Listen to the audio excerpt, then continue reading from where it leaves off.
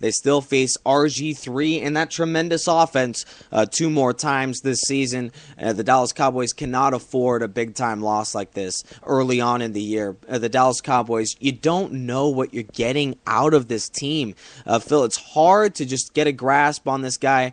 And at the second straight week, or I would say even third straight week, that Kevin Ogletree has been really shut out of this ball game, as he's been low on that receiving chart. And right now for the Dallas Cowboys, flux over in that city after yet another spank down win. It'll be tough for the Cowboys to come back, especially after their offensive woes that they've had so far.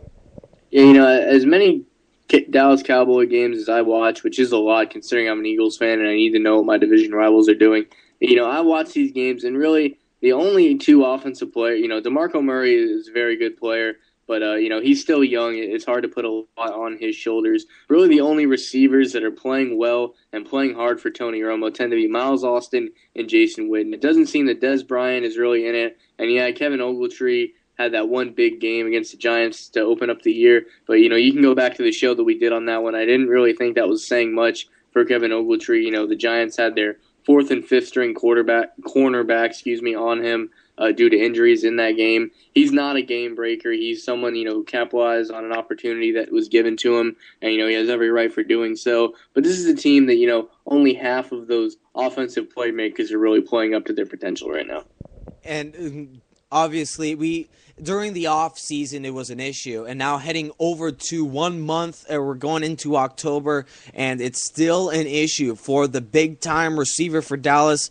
Dez Bryant is not taking advantage of his opportunities, and you never have a problem with Miles Austin and his toughness. You mentioned, Phil, he's just not one of those guys that is going to slack off throughout the week and create problems off the field. As for Dez Bryant right now, in this entire football team, right now more issues off the field than points on the field. Right now for Dallas, 24-7 against a big-time opponent at home, the Chicago Bears. Obviously, things need to be done in the front office, or something needs to be done with this football team, as Jason Garrett, after taking over the interim job, he's on the hot seat right now for Dallas, as this team has gone nowhere in a couple years.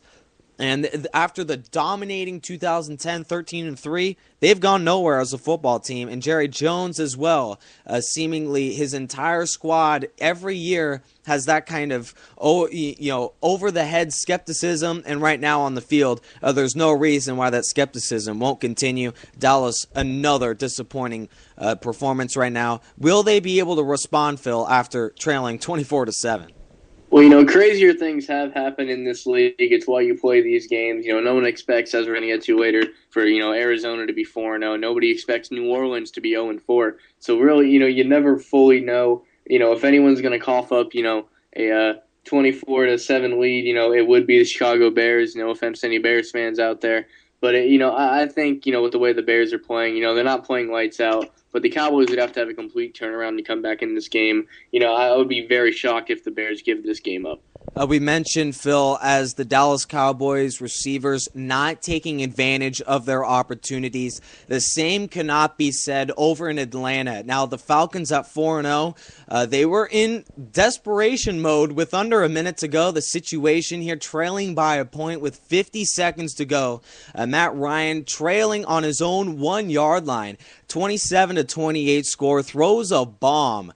Throws just a bomb to the left sideline, kind of a Hail Mary type of play, a desperation effort, and obviously things worked out in Atlanta's favor. And on that play, if I was calling that play with the Roddy White catch down the sideline, here's just a little bit of what it would have sounded like in that game, in that epic situation. Here's Ryan under center. No whistle. Matt on first down. Play action. Steps up. Gonna sail it. White's out there. And Roddy makes the at the 40-yard line. Holy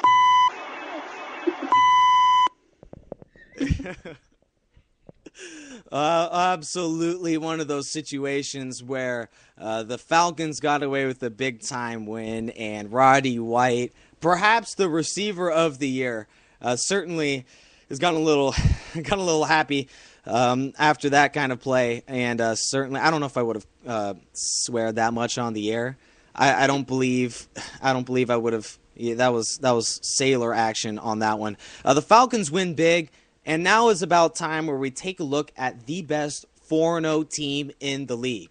Right now, the Atlanta Falcons, seemingly on perhaps the only team that gave them a competitive chance for a loss, was the Carolina Panthers, and they were able to get things done.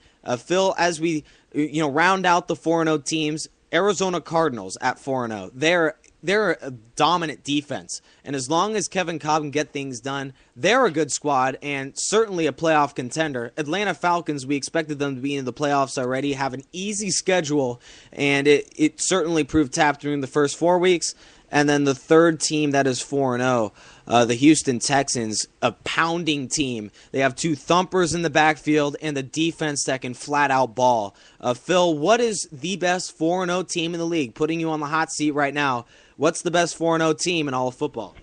Well, first things first, I don't think you're the only one that would have reacted to that Roddy White catch the way you had just played it there, because that was just something nobody expected.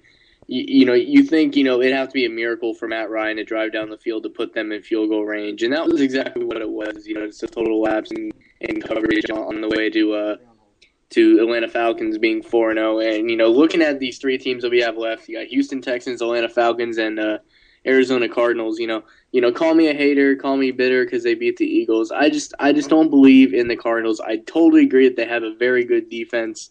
Could they make it into the playoffs just off this hot start alone? It's possible, but for them to do any serious damage once they get, into the playoffs, I'd be very surprised, because you got to put up points, and this has been a very low scoring game. And Kevin Cobb, if he's really going to be the guy to lead them, many people thought it was going to be John Skelton for this team. I'm just not a believer in them, and you might disagree, but I just have a very hard time seeing them really, making strides towards this. They're obviously better than anyone thought they were. Their defense has played out of their mind, and you have to give them respect for that. As far as the other 2 teams go, I think they are very for real. The Houston Texans could easily be the best team in the AFC right now, and the Falcons, for at least the time being, are playing as the best teams in the NFC. And if the season ended today, I wouldn't be surprised if you saw a Houston-Atlanta Super Bowl. That's as good as these teams are playing at the moment.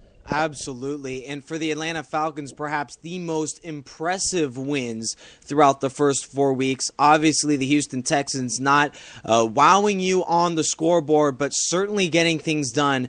And they've been really hiding under the shadows as, through the first 4 weeks. You're not going to really make much hay when you beat teams like Jacksonville and Tennessee. But at 4-0, they're a good 4-0. And the Houston Texans, I believe, are the best 4-0 team in football. But to go more in depth on this matchup, 4-0 teams, we have the Falcons, the Texans, and the Cardinals, all undefeated so far through the first month of the year. Stephen Hughes is on the line. He's also part of the Spreaker.com commentating crew, as he's on the Robert Dieters, I believe, Robert Dieters and Hughes show, if I believe.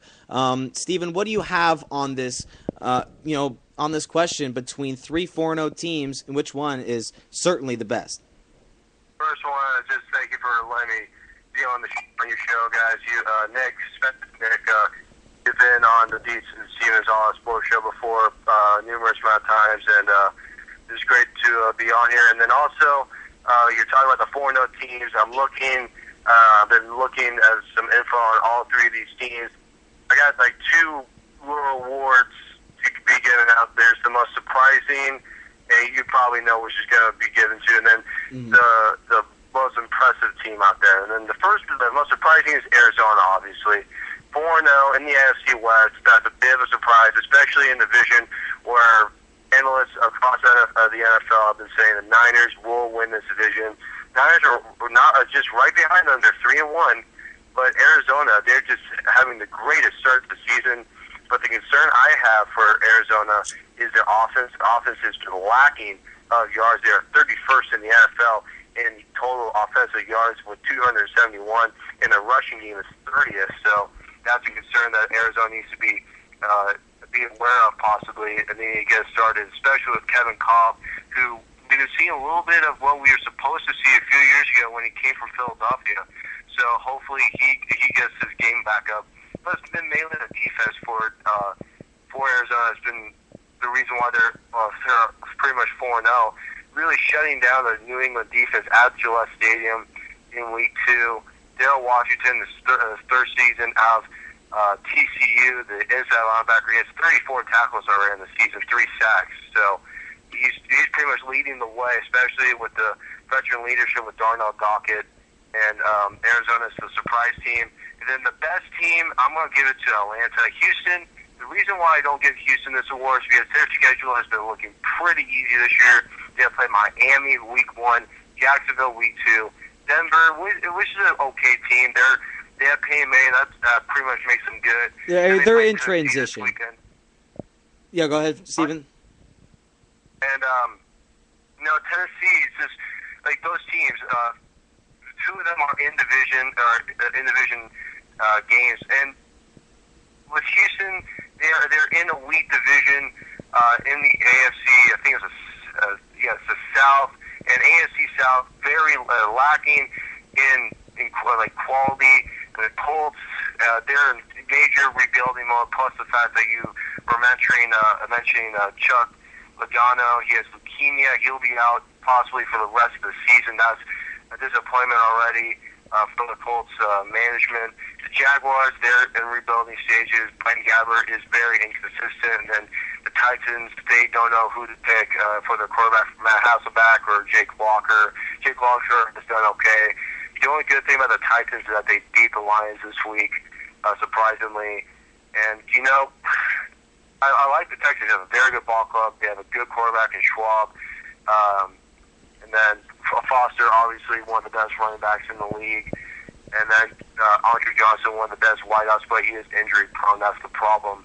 They just had a weaker schedule. Atlanta looking terrific. Matt Ryan pretty much leading the way, 369 yards last week. You're talking about that game and that catch with Rodney White out of UAB.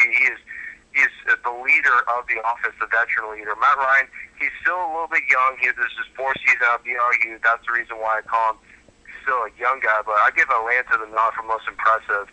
Arizona with the most surprising. And then Houston is a quality 4-0 team. But expect them to lose their first game this week or next week as they're playing New York. And then they're playing Green Bay on Sunday night, Week 6.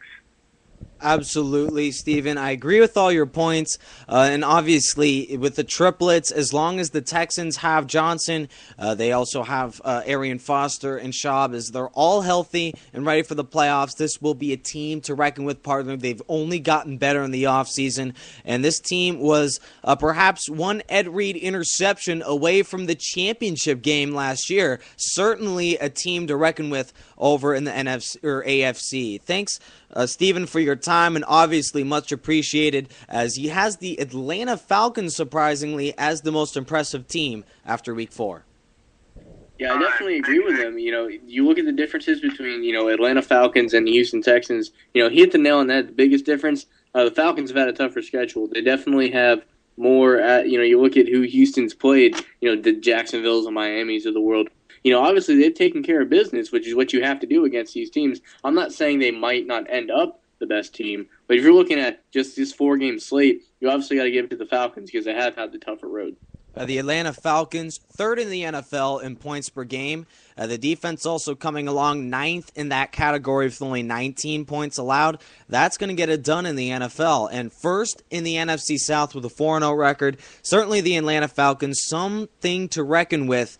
But that defense I am concerned with. Now, ranking in the top 10 in points per game, but their rushing defense, certainly something to look for as even though they have yet to face a dominant running game throughout the first 4 weeks. They ranked 29th in the NFL in rushing yards given up, and they don't have a guy on that defense outside of perhaps John Abraham that can provide an inside spark and stop the run, and certainly that passing defense, opportunistic, but it's not going to get it down the stretch. I still think Houston, now the key to winning in the National Football League is obviously